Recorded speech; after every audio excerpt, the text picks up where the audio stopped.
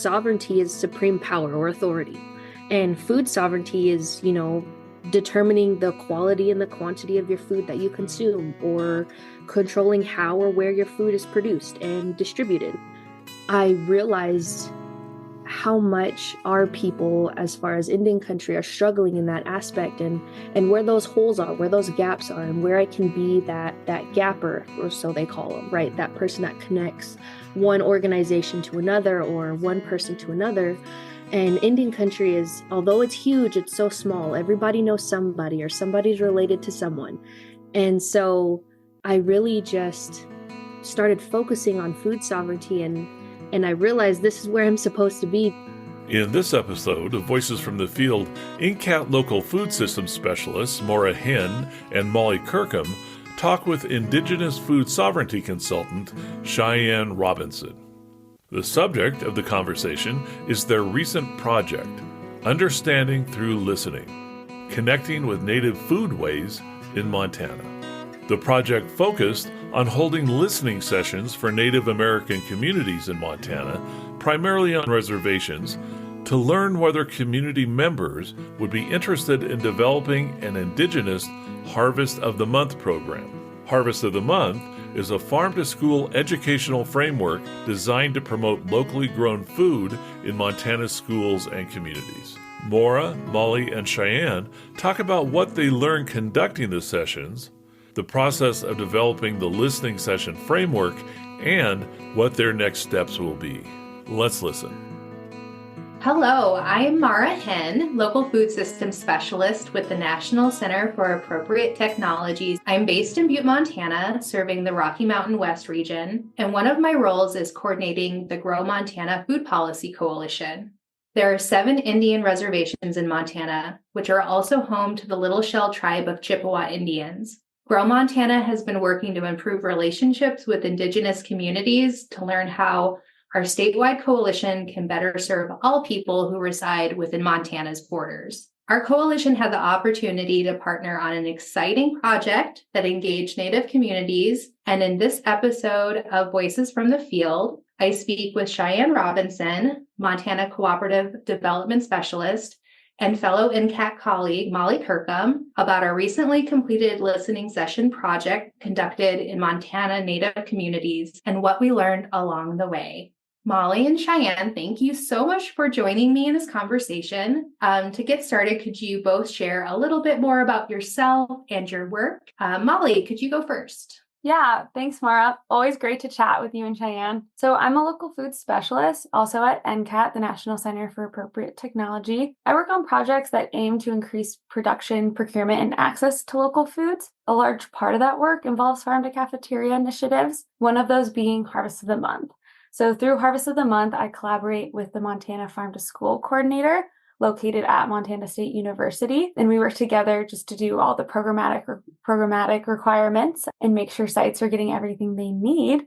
And currently, Harvest of the Month is being implemented at over 200 sites across the state. And I'll get into the program a little bit later on. Great. Thank you. Cheyenne. Yeah, hi. My name is Cheyenne Robinson. I'm a member of the Crow tribe, the Absaliga tribe. I'm also a descendant of the Northern Cheyenne, Walker River, and Pyramid Lake Paiute tribes. My clan is the Taizabundle, and I'm also a child of the Whistling Water clan. Currently, I wear 2 hats. I work part-time with the Montana Cooperative Development Center as a co-op specialist, and was previously their Native Food Sovereignty Project Coordinator. My second hat is I also own a consulting business called Indigenuity Consulting, which is currently working with the Montana Partnership to End Childhood Hunger, or Mount PEC, to grow their Indigenous Foods in School Collaborative, which is amazing. With MCDC, I'm working with Indigenous ag producers along with extension agents and interviewing them to speak about regenerative agriculture as well as traditional ag practices currently. Great. Thank you both so much. So today's conversation really starts with that Harvest of the Month program that Molly mentioned. And it's a program that showcases Montana grown foods in Montana communities. The program has historically been implemented in farm to school and farm to cafeteria programs and has recently been used also at farmers markets and other businesses. And items include foods like dairy, beef, carrots, apples, and beets. Molly, how did the idea of developing an Indigenous Harvest of the Month program come about? Yeah, so the program has been super successful. Like I said earlier, over 200 sites implement the program currently, and several of the Harvest of the Month products are native to America or to Montana. So that's like bison, herbs, and then several other of the crops have just been around like for a while, like apples, and then many of those root crops and especially cattle. However, it doesn't intuitively offer many culturally relevant or traditional foods for Montana Native communities. And then in 2022, when bison was added to the Harvest of the Month calendar, we hired an Indigenous consultant that was from Montana to help us include much of that culturally relevant information. And this process led to the program coordinators to consider how the Harvest of the Month program could be expanded to create a more equitable, accessible, and culturally relevant program that could be utilized by all Montanans, Native communities, and like urban communities in Montana, rural communities, to expand knowledge of traditionally Indigenous foods and cultures. And we have actually seen other states are already implementing Indigenous Harvest of the Month programs. One to note is the Menominee Harvest of the Moon program out of Wisconsin. And that's a partnership with many partners, but the main being the Menominee tribe and the University of Wisconsin. And that program features Indigenous art, recipes, language, and the calendar also follows like a culturally relevant calendar to the Menominee tribe, which is why it's called Harvest of the Moon. So after seeing that, we were super excited to apply for some funding through a No Kid Hungry Share Our Strength grant to conduct listening sessions to gather information on the best approach for creating an Indigenous Montana Harvest of the Month program. So part of this project was to hold listening sessions. And so what were you hoping to learn from those listening sessions? So the main question in all of this was, are tribal communities interested in and supportive of creating an Indigenous Harvest of the Month? We would never want like MSU or NCAT to come in and say, we're going to do this without the interest and support being there. So that was number one on the table. And then there were several other questions that if that answer was yes, tribal communities do seem interested and supportive. Okay, then how do we move forward? So how would the program be useful to tribal communities? Are there Native communities or Native organizations that would like to lead in the development of the program or even house the program within like their websites instead of the Montana Harvest of the Month website? What sorts of foods would be interesting to include? What sorts of foods are more foraging foods, and what are foods that can be produced on a large scale that like cafeterias can purchase, and how can the program best be structured to highlight the many tribes that live within the borders of Montana?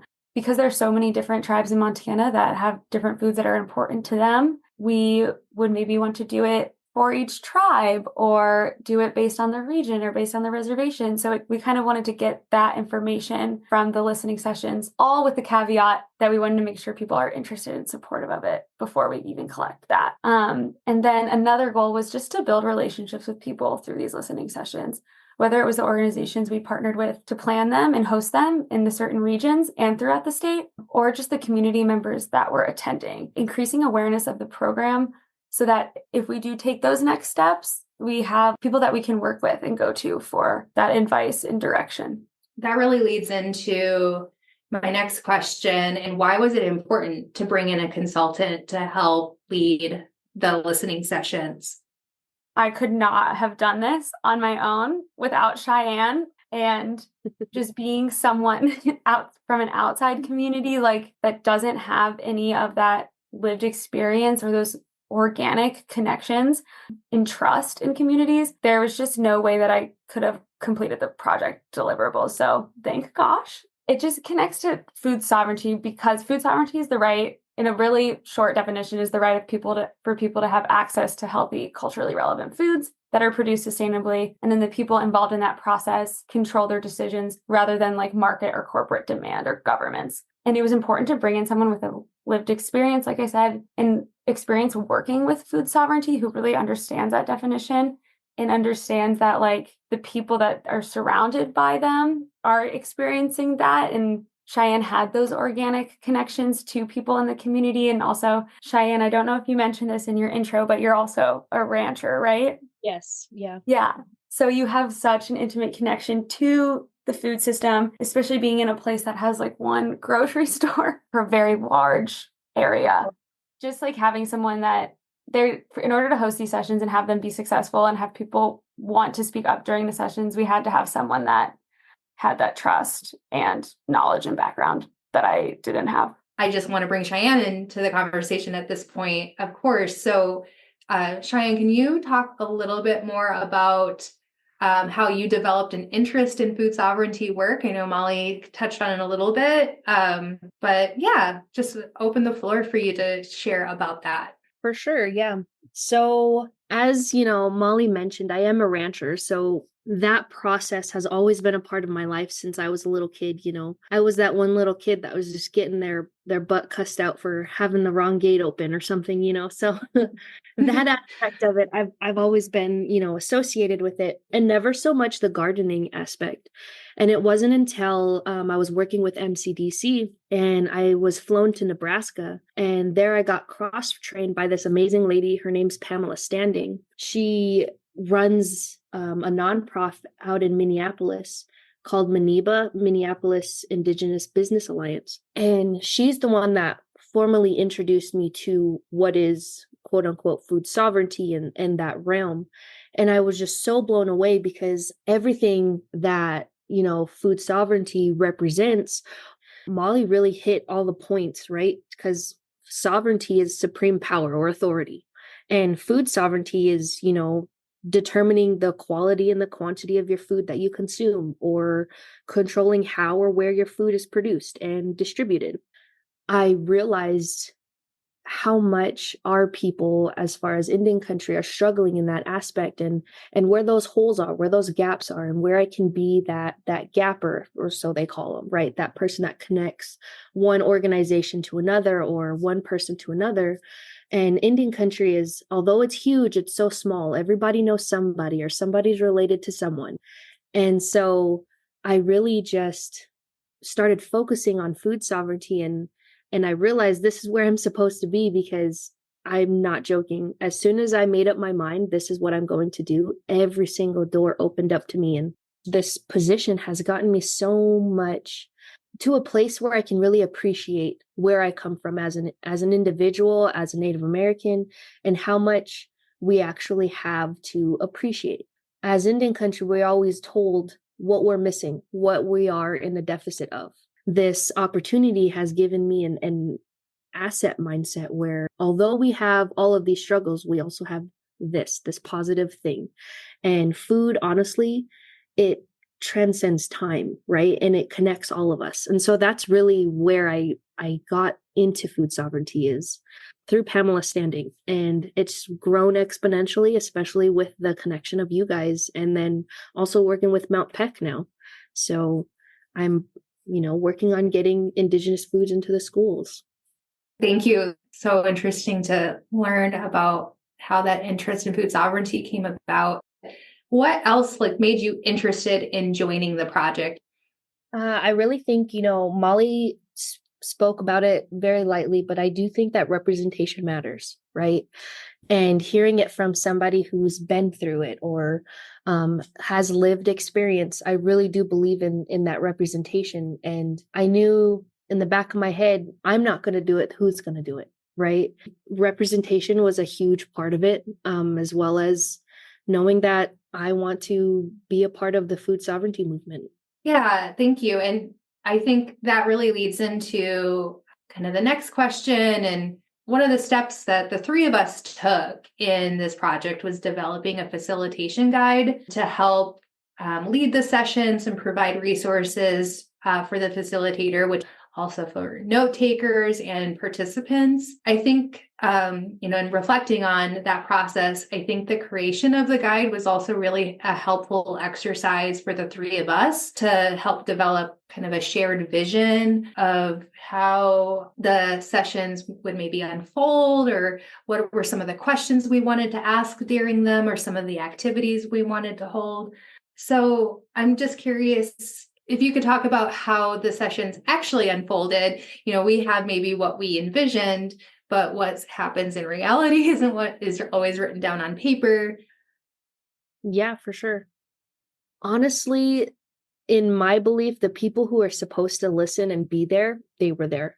There was times where the entire room was completely packed and we had to actually add chairs from different other side rooms. And there were times where, we had like the base bare bones of people. But at the same time, those bare bones people were actually, organization leaders, executive directors, so on and so forth. And so there was an aspect to it that we added that was not originally in the facilitation guide that we created, and that was a guest speaker. I came up with this idea. I said, what if I find somebody from that area, from that reservation, who is doing big things in the food sovereignty realm, and we highlight them in, our discussions. And so every single reservation that I went to, or that we went to, excuse me, I found somebody and I had a space for them to speak about their organization or their business, what they're doing, how they've made changes, the struggles, the successes. And it really allowed us to have a moment of recognition and have an opportunity to say, wow, that's somebody from my tribe that's doing big things. What else can we do? Right? How can we build upon that? Or how can we help them or aid them? Or, all of these different questions that could come about by just listening. And that's a huge aspect of where we came in, was our listening sessions, right? We wanted to hear their point of view and also let them hear somebody from their community's point of view as well. So that was honestly the highlight for me, was the guest speakers. I've created lifelong relationships with some of these people, and as well as business, future business partners. There was a lot of community building. There were organizations that attended that they didn't even know there was other organizations that were right on the same reservation. I don't know how many times that happened, you know what I mean?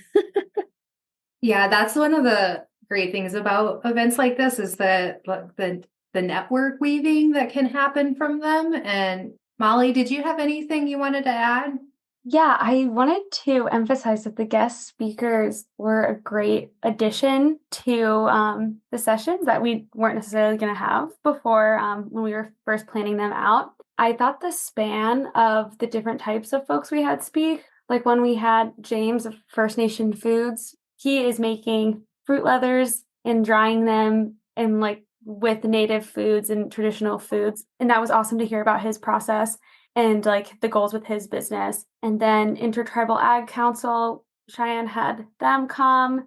Just hearing it, having all of these people, it also helped us understand like what was actually like already going on in communities. Like Cheyenne was saying, like maybe these people hadn't met each other. And Maura, you mentioned network weaving.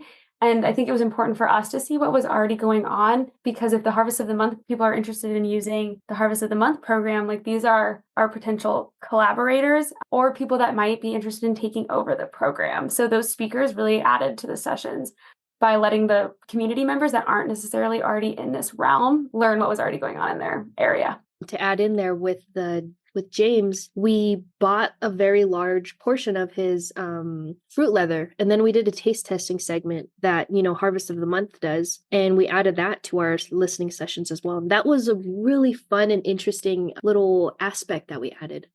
Yeah, that was amazing, and it was able to like show people the hands-on method that Harvest of the Month uses, and they got to try his delicious food. I got to try a little bit too. They were very, very good.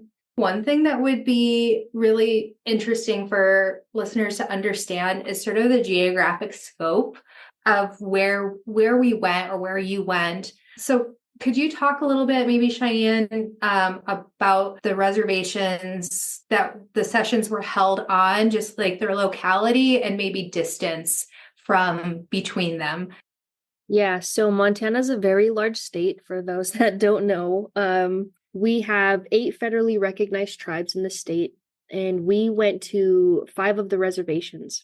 Northern Cheyenne and Crow, they are connected. So our first listening session, we did one day, which is on the southeastern of Montana. And I believe Molly and Maura had to travel about 5.5 hours to Crow. Is that right, guys? I think so. Yeah, that's because it's past Billings. And Molly even further, because she came from even more western side of the state. And we held that at the tribal college there at Little Bighorn College. And then the next day, they traveled to Lame Deer, where it's 7 miles from me. I live right out on the outskirts. And so that one, I believe from Crow to Lame Deer, that's about 45 miles. And then they turned around and traveled all the way back home. A few weeks passed by, or however long, I cannot precisely remember the dates. But then we go to Polson, and Polson is on the exact opposite side of the state from where I'm living.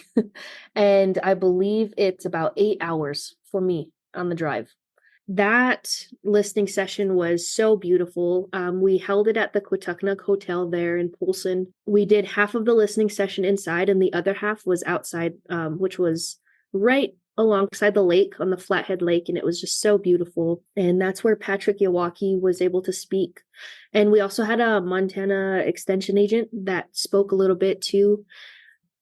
Amount of miles traveled during this project is probably in easily the thousands, but so well worth it. And that just goes to show, like, that's how a lot of our local food system work operates in the state. There's a big travel component to it. And, you know, we did a lot of outreach ahead of time. You created the most beautiful social posters that were distributed and to help advertise for the sessions. And so, yeah, could you just talk a little bit about, you know, the before and after, any shifts of attitude that you may have noticed? As far as attitude before and after, a lot of people were a little bit standoffish at the beginning, but you crack a couple of jokes and they really loosen up and take a deep breath and their shoulders drop. And our icebreakers really came in handy. We did a really fun icebreaker at every single session. It was fun to listen to their answers. And we asked them, what's your favorite food that starts with the beginning of your last name or the beginning of your first name? We changed it everywhere we went, but it just kind of got them in the process of, you know, oh, I can talk about food and everything's okay and it's okay to laugh and it's a safe space, right? And by creating that safe space, we were able to get the conversations going that we wanted, get the discussions going that we wanted. There were those that at the beginning of the session were maybe a little bit quieter, but at the end of the session, they had the most to say. Every single place that we went to, they asked us to come back and do a second presentation. And every single place that we went, there was so much approval, so much support. And how can we help you? You know, where do you need us? I was very much appreciative of that because so many people want their children to have healthy food. And this is probably best ways in order to achieve that right now, especially on the reservation. And so a lot of support behind this project is really what the attitude coming out of these sessions were. In reflecting back on the work that we all did together, do you have any advice for non-Native people who want to develop relationships in Native communities? Or maybe another way to frame that question is, what did we collectively do right or do well with this project, and what could we have changed? I think to answer your first question, going on into the reservation and on the reservation, being open-minded and bring a more positive perspective, a more asset-based mindset versus all of the deficits and all the things that are wrong here, and how a lot of the times these organizations or individuals come onto the reservations and say, oh, I can fix this by doing A or doing B, and assume that the problem is going to be fixed by doing A or doing B, not even consulting the community that they're trying to help. So going in there and being more open-minded and having a more positive outlook with the community, that's really the mindset that you should be going into the reservations having. As far as us, what we did right, we had that initial conversation, right? That's what this whole project was, going into these reservations and asking, is this something that, you know, would solve one of your problems or solve a problem? And what we would have changed, honestly, I wish it was a little bit longer in time. You know, I wish we had more time to go to more places, but unfortunately with, you know, summer hours and some of the fairs and activities that go on reservations every summer, it just kind of, some timing didn't, you know, align. But A lot of people across the state, they know about us now. They've heard about our project and they're kind of waiting for us to be there, you know. Anuncio para la Conferencia del Agricultor Latino. ¿Te apasiona el futuro de la agricultura? ¿Quieres conocer soluciones prácticas en la granja para administrar un negocio agrícola? Únete a nosotros para la Conferencia del Agricultor Latino, donde todo será presentado en español con interpretación en mixteco, zapoteco y triqui, y todo es gratis. Se realizará el 19 y 20 de noviembre en la región de la Bahía de Monterrey. El primer día visitaremos 3 granjas locales, donde aprenderemos sobre la conservación, herramientas innovadoras y varias prácticas que mejoran la función y la salud del suelo. El segundo día se desarrollará en la Universidad de California en Monterrey, dirección 4314 Sexta Avenida, Seaside, California, e incluirá sesiones de talleres y oportunidades para establecer contactos. ¿Por qué asistir? Descubre prácticas que pueden mejorar la productividad y la rentabilidad de tu granja. Aprende sobre financiamiento agrícola, producción orgánica de fresas, cómo conservar los recursos naturales en tu granja y conéctate con personas que comparten tu pasión por la agricultura. Se realizará el 19 y 20 de noviembre en la región de la Bahía de Monterrey. Los agricultores pueden registrarse gratis en nuestro sitio web ncat.org. ncat.org.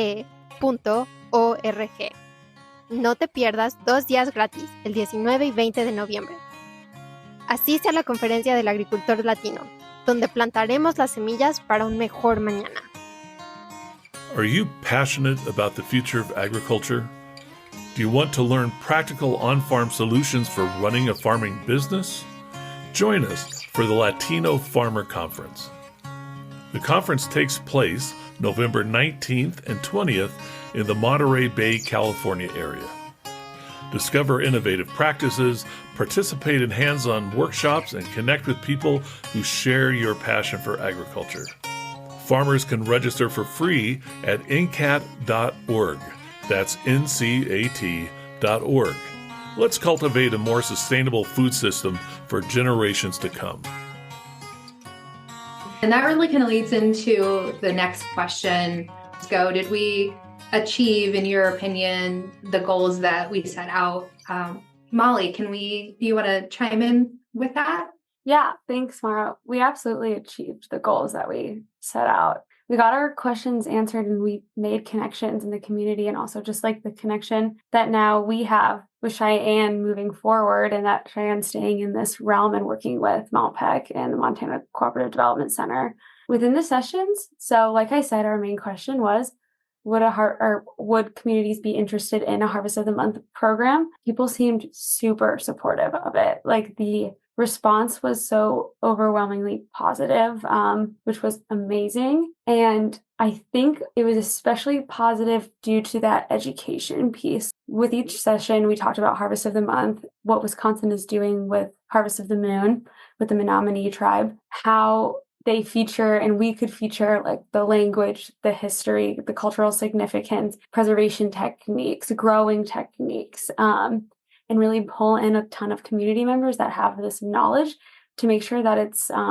not lost and it's accessible to everyone, including urban Indians too, which is a big thing at the Cheyenne and Crow session since we are so close to Billings, which is the largest city in Montana. So it sounds like the program would be super useful, like I said, especially that education piece. Another question we wanted answered was what organizations would be interested in participating in the development or leading the development. It obviously depends on the tribe in the region, and it just like depends on the funding that is there and what kind of support that maybe we can provide if they do want to follow the Harvest of the Month framework.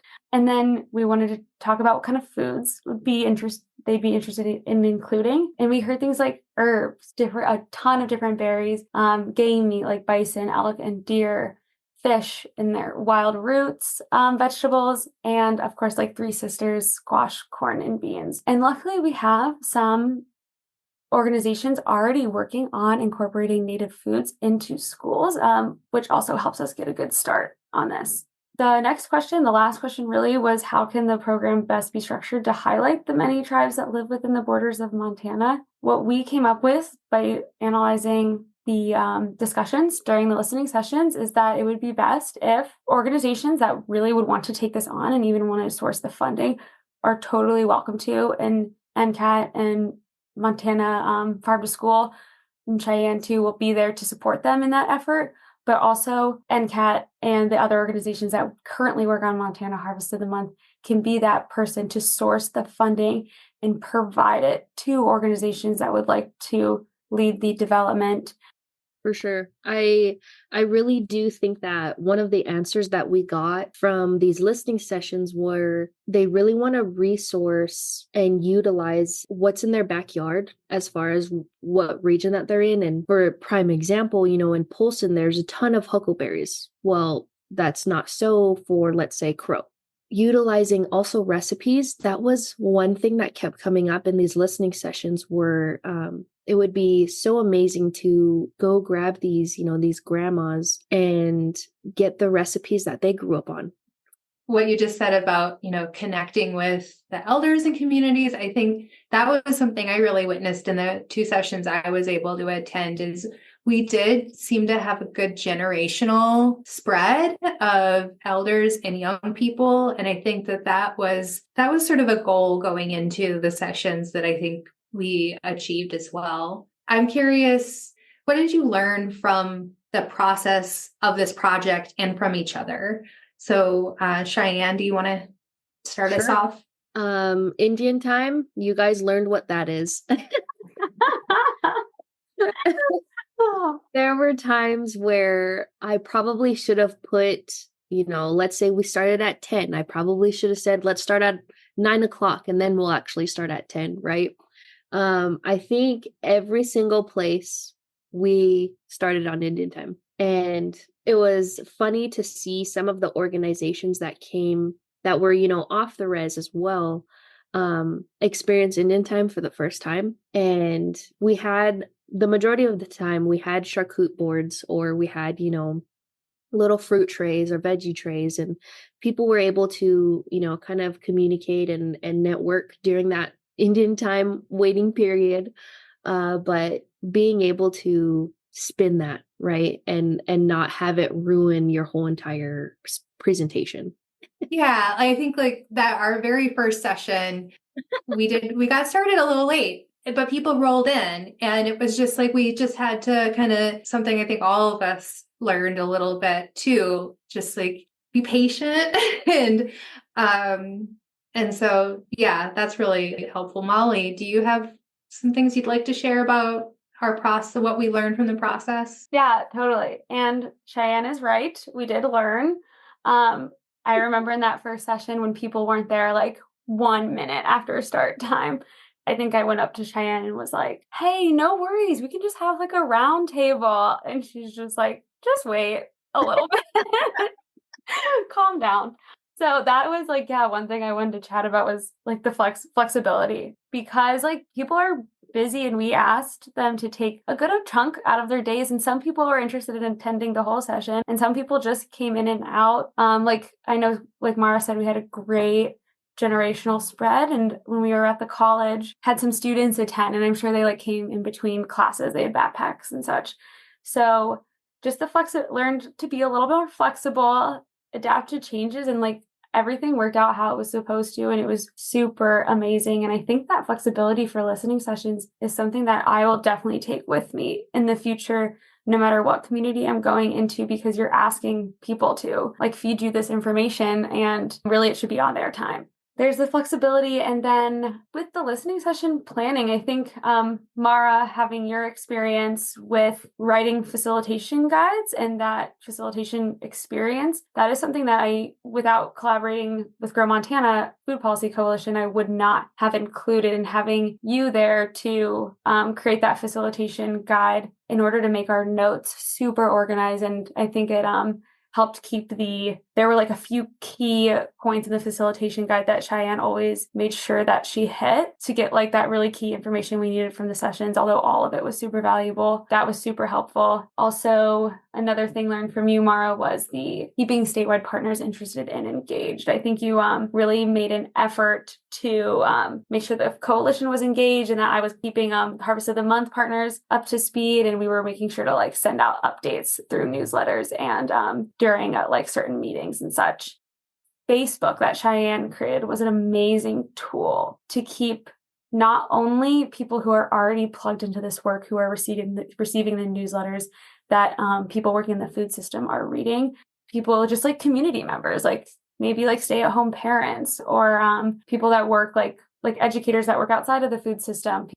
One thing that I would change though, if we could go back, was I would not stand in front of the room. I would, either put us in a circle or sit down at the table, and make it more of a discussion versus a presentation. Even though I did have a presentation at the beginning, I would finish the presentation and then go sit down and ask the questions that we were asking. I think that's a great takeaway, Cheyenne. And I also just wanted to shout out, what you mentioned, Molly, about how people came in and out of the sessions and, we really, having that flexibility. And I think that's super important, kind of meeting people where they are.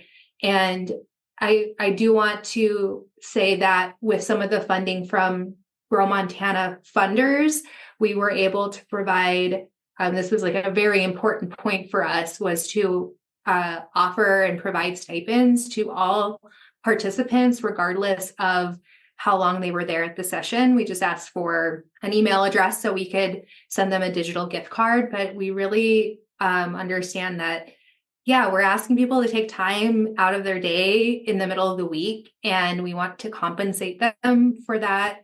And I think that is something in any community session that we host in the future that I would be involved in. And I think that's a really important piece that other organizations who might be looking to do this type of work need to factor in.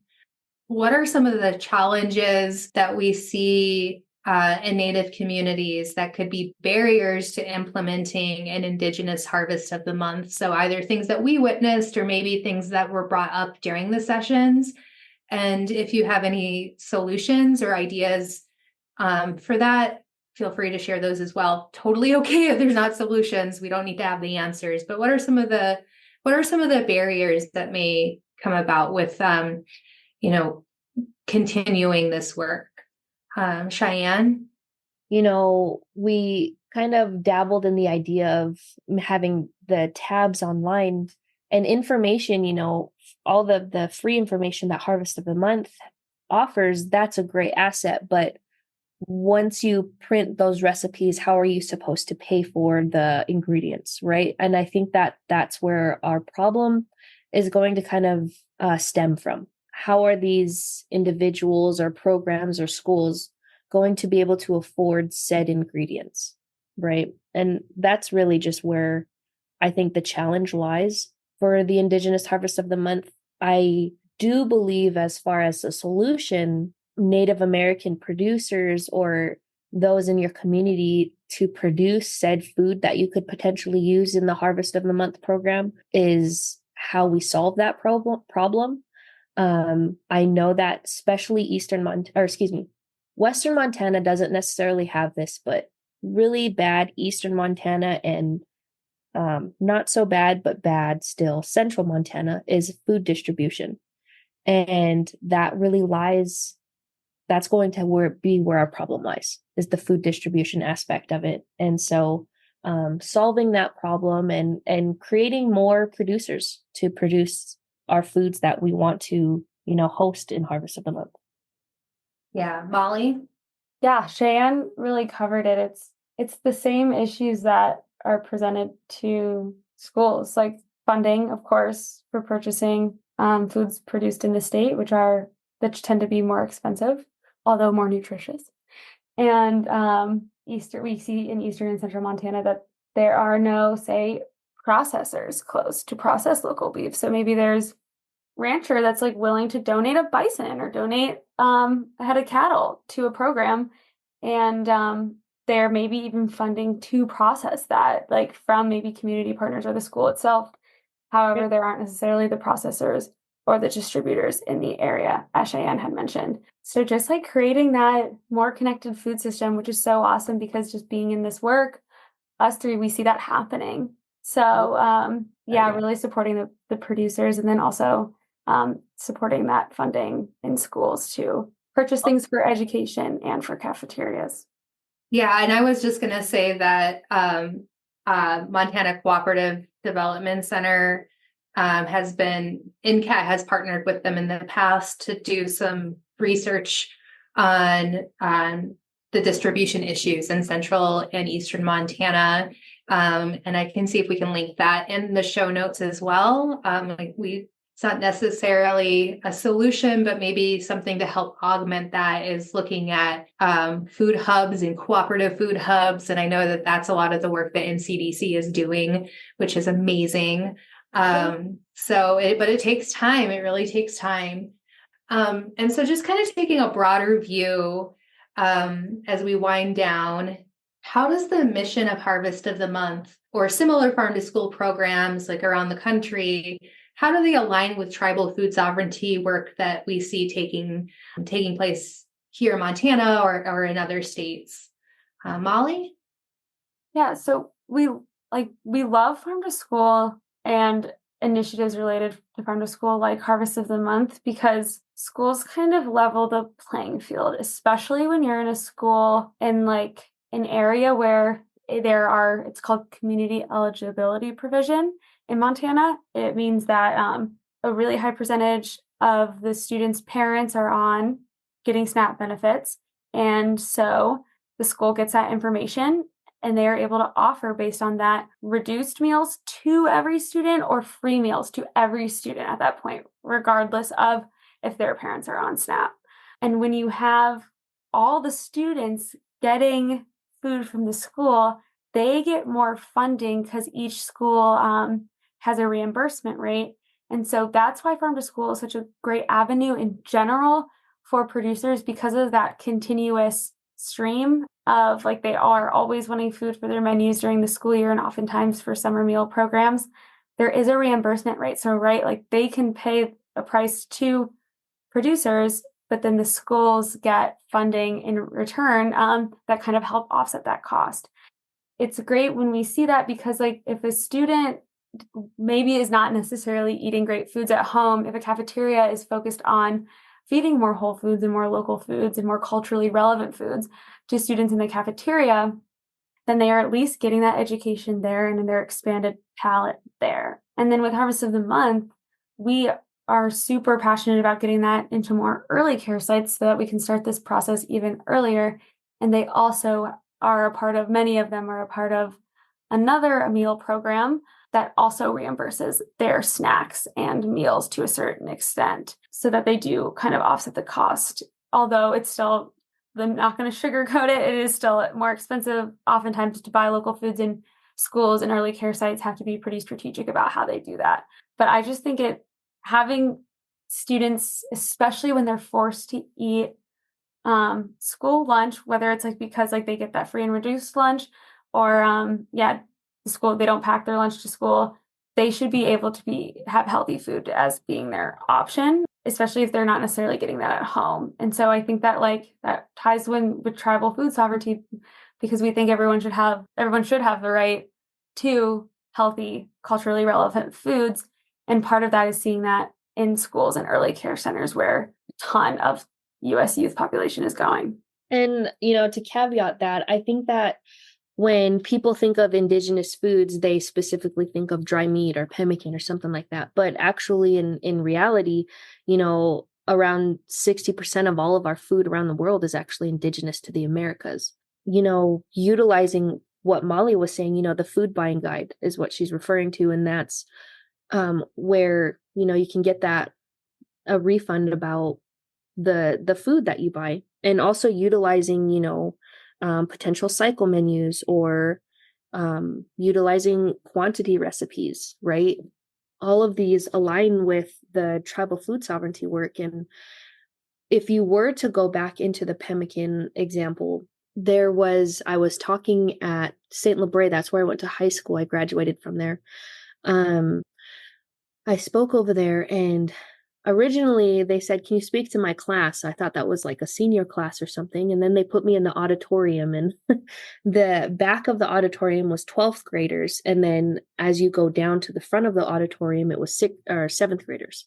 And I asked the question, by a show of hands, how many of you have tried pemmican? Well, the entire senior class in the back raised their hands. But the closer and closer that you got to the front, the less and less hands that you seen. And then when you went to the seventh grade class, no hands. I am not joking. No hands were raised. And it shocked me. Well, if we were to implement this Harvest of the Month program, and maybe, venison was on that menu, and then we made dry meat, or, made pemmican, then revitalizing that part of the culture is such a heavily anticipated thing for me, because it would introduce people back to their culture, because there's obviously a cultural gap that's not being taught at the schools, and it would be that gapper for us. So that's where I could see programs like this achieving said gaps. Yeah, no, it just makes me think about what both of you have said, just thinking that's sort of, a role that Grow Montana seeks to play in our advocacy work as well, that you're right, that whether it's tribal food sovereignty or just general food sovereignty, we all have a right to have, healthy, nutritious, culturally relevant food. And students, young children they don't have the purchasing power to make those decisions directly, but they can really influence what their parents are choosing. And by providing, better food in schools really helps influence some of those choices that parents can maybe, if they have the resources to do so. But it also speaks to like those of us who care about these issues, making sure that we're advocating for schools as well, because to have those healthier foods, because those children are quite literally our future. So, and imagine how their palettes are going to be expanded. Let's say Harvest of the Month was implemented in kindergarten, and by the time they're in 12th grade, how much larger is their palette going to be, right? Right. Yeah, exactly. And it's like what Molly said about the early care facilities being able to implement and have more nutritious local food, even just a couple of times, a week could really make a really big difference and a really big impact. So as we are starting to wind down, we've talked a lot about a lot of things in the sessions, and we learned that, we definitely need to be flexible and have patience as we're working on a collaborative project, especially when we're going, Molly and myself, who have a very different cultural experience when we're going into different communities. I think what you said, Cheyenne, also about just how important it is to have representation. That's a big takeaway for this work. And so I'm just curious, the sessions are over. What's on the horizon? What are the next steps for this project? Yeah. So the most immediate next step is to write up a report that details how the sessions went, kind of what we learned, especially relating to Harvest of the Month, plans for implementation, which is to find funding first, which we've already started applying, which is awesome, to either create an Indigenous Harvest of the Month with several of the tribes in Montana, or maybe, depending on the funding source and how much we can get, to pilot it with maybe one of the tribes. And if, like, say, NCAT can apply for that funding, or Cheyenne can source that funding, we could work with an organization on a reservation or in a tribal community and make a Harvest of the Month that reflects like what they want people in their community to learn and how they could see them using the program, kind of like track its success and learn some things and hopefully continue. For sure. I look at this thing as like my baby, and you only want the people that are going to benefit and feed into said baby so that it grows and flourishes, right? In that, I really do hope that, big dream goal, we have a harvest of the month, 12-month calendar posters for every single tribe in the state. There's 8 federally recognized tribes, but there's 12 in here. And so I don't know if we'll reach all 12, but as long as we get to the 8, that's my goal. That's what I'm pushing for, and allowing the regions around, that are non-native to utilize those harvest of the month tabs, or however we go about, presenting them, consuming that knowledge. And it's also by putting it on the website where it's there forever, right? That's cultural knowledge that can be preserved. It's literally cultural preservation in its purest form, because we're going into these communities and getting knowledge straight from the water source. We're going straight to the mountain and getting that spring water. And so really what I'm looking forward to the future that this holds, and the people that we get to, whether we're going on in a interviewing fashion or utilizing Zoom, I'm so excited for the people who are going to meet and the partnerships that we're going to create along the way. I think that it's just been it has really been kind of an amazing journey. I think it's almost a year. I think it's been a year since we met you, Cheyenne, and started working together. And so I just want to thank you both so much, not just for participation in this podcast, but your willingness to collaborate and work together, and everything that we learned. I think not just partnerships, but friendships that we've built. So with that, do you have any final thoughts that you want to share before we close out? Cheyenne? All of our partners that allowed us to get to where we are right now, Grow Montana, Montana Team Nutrition, Harvest of the Month, Montana Cooperative Development Center, Rocky Mountain Tribal Leaders Council, Indian Ag Council, Montana Partnership to End Childhood Hunger, all of them, they played such a huge and vital part in order for us to be here and talking. And I just want to thank them from the bottom of my heart, because without them and their partnership, we would not even be speaking to you guys right now. Yeah, I just want to add, Cheyenne, you covered almost all of them. Just adding No Kid Hungry for providing the support for this project, and really Lisa from Montana Partnership to End Childhood Hunger was the one who kind of pointed us to this grant over a year ago now. Yeah, just thank yous, Maura. Yes.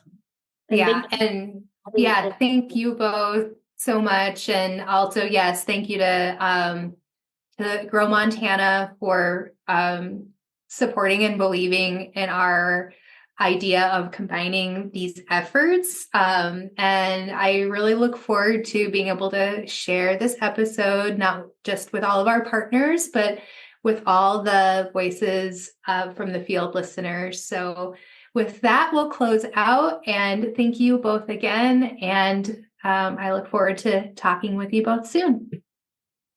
That's it for this episode. Thanks for listening. Additional information about this episode and related resources can be found at atra.ncat.org. Don't miss an episode. Subscribe to Voices from the Field wherever you get your podcasts. I'm your host, Rich Myers.